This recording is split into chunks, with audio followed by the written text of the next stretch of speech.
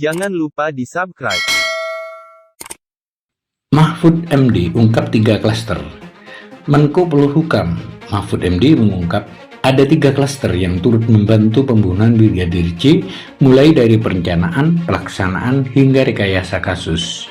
Klaster pertama ini kelompok yang membantu mengeksekusi secara langsung korban di lokasi kejadian. Saya sudah sampaikan ke Polri, ini harus diselesaikan, masih ada tersangka. Ini ada 3 klaster yang kasus Sambo.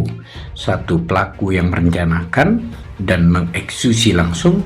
Nah, yang ini tadi yang kena pasal pembunuhan berencana karena dia ikut melakukan, ikut merencanakan, dan ikut memberi pengamanan di situ. Jelasnya. Untuk klaster kedua ini, kata Mahfud, merupakan kelompok mereka yang membantu menghilangkan barang bukti di kasus Brigadir J, termasuk memanipulasi dengan membuat rilis. Menurut Mahfud, klaster ini merupakan bagian dari obstruction of justice. Kedua, obstruction of justice ini tidak ikut dalam eksekusi, tapi karena merasa Sambo ini bekerja, bagian obstruction of justice ini membuat barang membuat rilis palsu dan macam-macam. Nah, ini tidak melakukan, jelasnya. Nah, menurut saya kelompok 1 dan 2 ini tidak bisa kalau tidak dipidana. Kalau ini tadi melakukan dan merencanakan.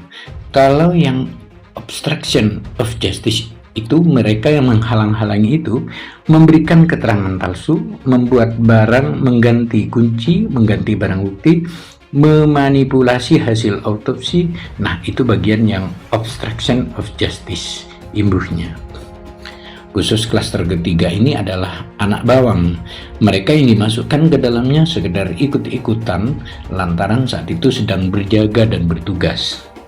Kelompok yang berada di klaster ketiga ini hanya menjalankan perintah dari atasan. Kemudian ada kelompok ketiga yang sebenarnya ikut-ikutan ini. Kasihan karena jaga di situ kan. Terus di situ ada laporan harus diteruskan, dia diteruskan padahal laporannya nggak benar. Prosedur jalan-jalan disuruh buat ini ngetik, itu bagian yang melanggar etik. Lantas Mahfud menyimpulkan untuk klaster 1 dan 2, Mahfud menegaskan kelompok ini layak untuk diproses pidana.